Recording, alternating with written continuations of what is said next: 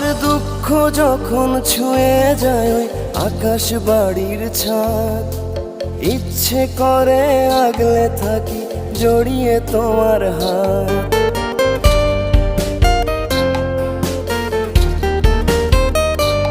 আমার দুঃখ যখন ছুঁয়ে যায় ওই আকাশ বাড়ির ছাদ, ইচ্ছে করে আগলে থাকি জড়িয়ে তোমার হাত।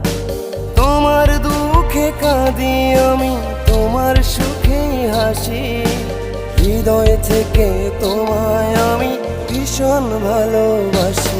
আমার মন খারাপের বেলায় আমি তোমায় কাছে চাই, হাজার অভিমানের ভিড়ে তোমায় খুঁজে যাই।